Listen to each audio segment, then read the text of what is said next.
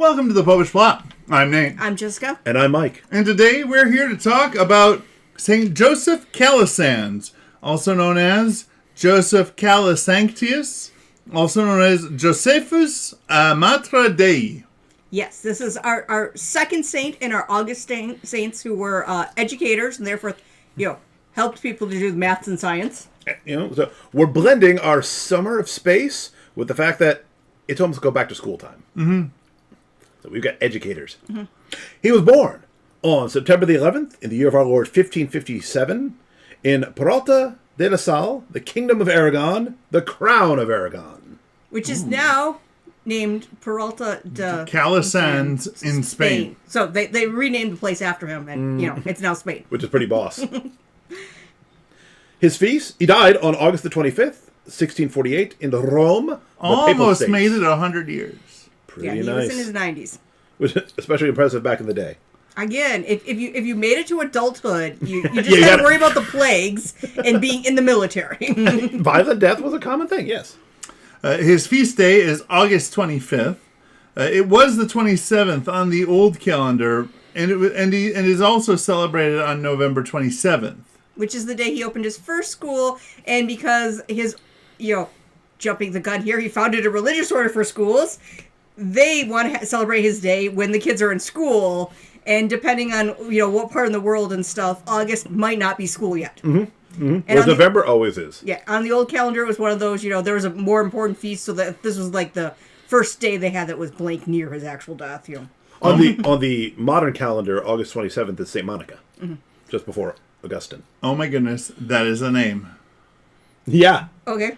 All right, so he is the patron of Christian schools, students, teachers, and probably, I'm guessing this is the order that he founded. Yes, even on their website, they don't list that he is the patron. They know he's the founder, but I could not find any place that says, this is our patron saint, the guy who founded us, who is a saint. So I'm assuming he probably is. But he's a saint, so why wouldn't they? But this order. Probably. This order, I feel like they could have done better, although they didn't do bad. It might roll off the tongue a little better in Italian. It or might. Spanish. Yeah. The Order of Poor Clerics Regular of the Mother of God of the Pious Schools. Also known as the Piarists, or by their initials, capital S, CH, capital P. Yes. Yes, and I imagine it's one of those things that, again, they probably went by the short name. It's just the long name was to denote exactly what, tradition they're connected with and stuff and everything else. I mean, these things generally get longer the later you're founded. Because all the good names are taken. Although, you got to give the Jesuits credit. They're fairly late, and the formal name is Society of Jesus. Yeah, I got to give them points that no one said, you know what we need? We need the Jesus group. that would be like one of the early ones you think they take, but nope. Mm-hmm. Christian Cruisers. That's going to be the name of my order. The name that's also the same name as the car show that they do the Halo. I was just messing with that. We're going to sanctify it. Yep. He was a priest, a founder, a teacher, a lawyer, a theologian, a vicar general, and a friend of Galileo. Mm-hmm. Galileo. Galileo Figaro. Magnifico. All right. So Sorry, I had to do it. You absolutely had to. He was born to minor nobles, and his father was the mayor of the town. Sweet. From what I could find, he was supposed to be like the youngest of 8 children, but he was the second son, and like they only listed 2 sisters. So I'm assuming they had 8 children. Only 4 of them lived long enough to be noted. Yep. As even in his story, part of the issue is that his one and only older brother died young. Mm-hmm. So he was well educated, and he wanted to be a priest from the young age of 14. But because he was the only son, his family, or at least in part because he was the only son, his family was against it. So he studied philosophy, law, and theology, and got a doctorate in law, which is why he's a lawyer, even though he didn't seem to actually practice either secular or religious law. Besides administrative things he did as, later on. Well, I mean, if you're going to set up schools and a religious order, it's good to know the ins and outs of the law, even if you yourself don't practice. Yeah. Also, probably helps you become a saint if you're not practicing law. Yeah. In 1582, when he was around 24 or 25, he got so sick, it was thought he was going to die. And when he didn't, his father agreed to him becoming a priest. And he was ordained in 1580, only a year later. So, Nice. I mean, he did all the schooling. he didn't do most of the schooling in advance. Back then it wasn't quite as strict on the, you got to be a transitional deacon for so long and so forth. It was, the bishop said, yeah, you have all the things you need. You've been wanting to be a priest for a decade. I would just phrase it slightly differently. It wasn't formalized. Yeah. Yes. But is what I imagine his father had perhaps made a vow: if my son lives, you can have him, something along those lines. But yeah, or the fact that he's going to he made peace with the fact that he would have no son, so he's like, well, I suppose you being happy as a priest is better than supposed to get me in better with God. So then in 1592, he moved to Rome and joined the Confraternity of Christian Doctrine.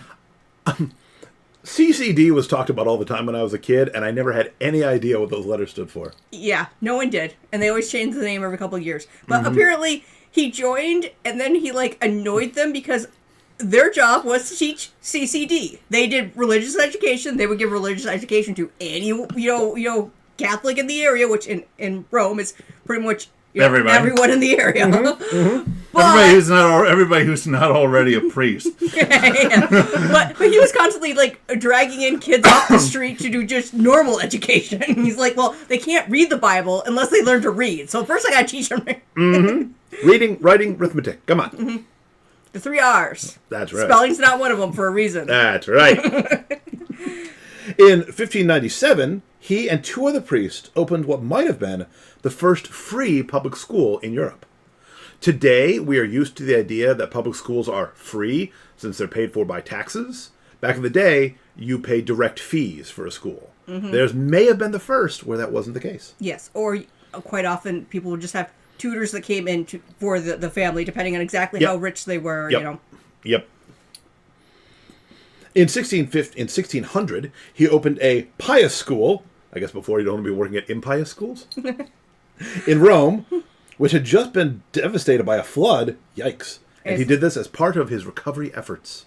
After all, the city's just been devastated.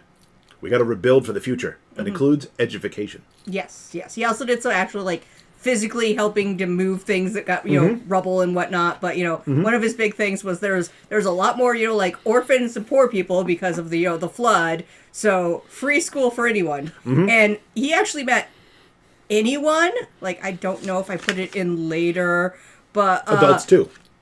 Well, not adults, too, but as the order spread, he taught Catholics.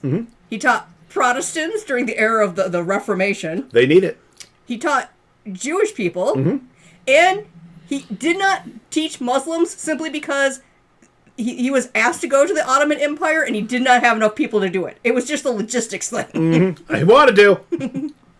I'd have done it. Like St. Francis preaching to the Sultan. So, with support from Pope Clement the Eighth, the school Roman numerals, they're tricky. I missed them. Your words are also math.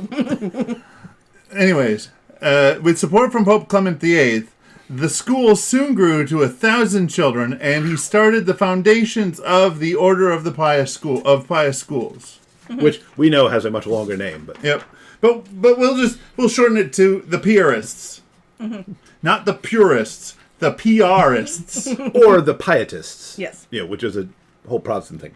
Yeah. So he kept working at this, and in 1617, Pope Paul V approved the group under the name the Pauline Congregation of the Poor of the Mother of God of the Pious Schools, making it the first religious institute dedicated only to education. Yes, a lot of them had education, especially religious education, as part of their things, but as he one was of several 100%, charisms. This is what we do. Yeah, and his school spread throughout Europe and provided free education regardless of class, money, religion. He taught both in Latin and whatever the area's vernacular was.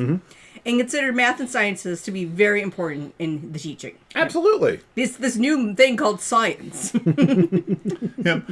This emphasis led to having teachers study under the great scientists of his day, like Galileo Galilei, who seemed to agree with his views on the universe. Yes. He seems to be like, I think Galileo Or who is he right. seemed to agree with on his views of the universe. Which is interesting because it put him in conflict with the Jesuits because they believed the currently at that time settled science on how the universe worked because Galileo had the right idea but his math was wrong. So, he couldn't prove it. Like, one of the things that got him in trouble was, if you can just prove it, and he's like, it's so close. I almost have the math right.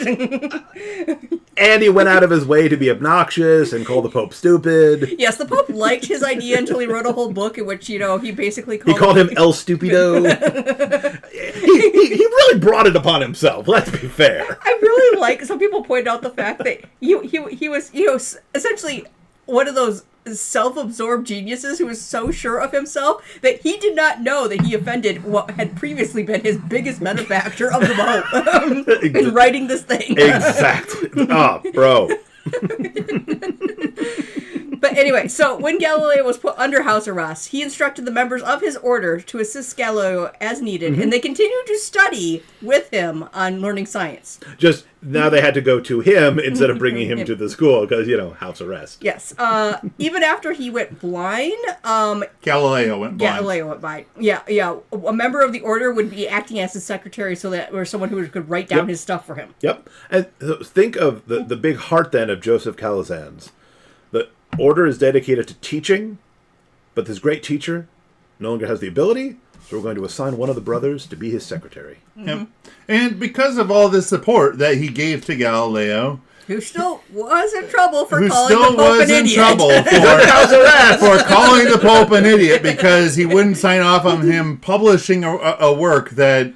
No. In the work that he was told not to write, he basically called the Pope an idiot. Right, but I'm saying, this is the issue. Yes. He was told not to publish it, so he self-published and created a character based on the Pope who was El Stupido.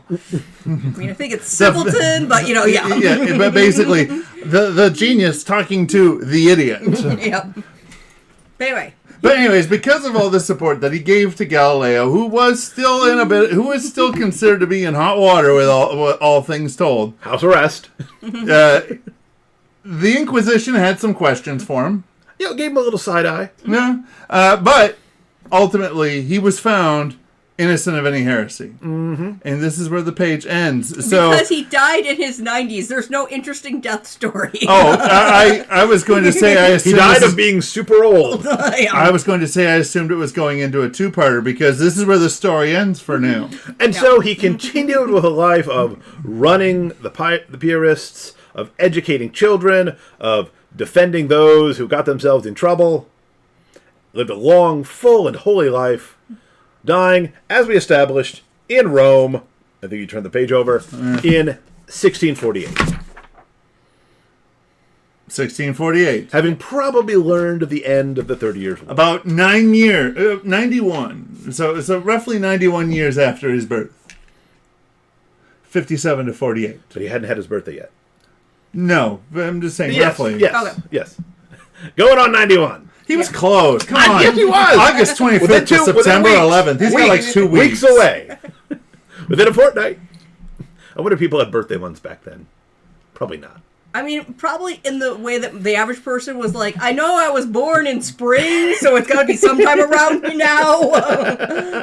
It was when the barley was just sprouting. I don't know when I was born. I was baptized on the feast of St. Crispin Crispian. Yes. Yes.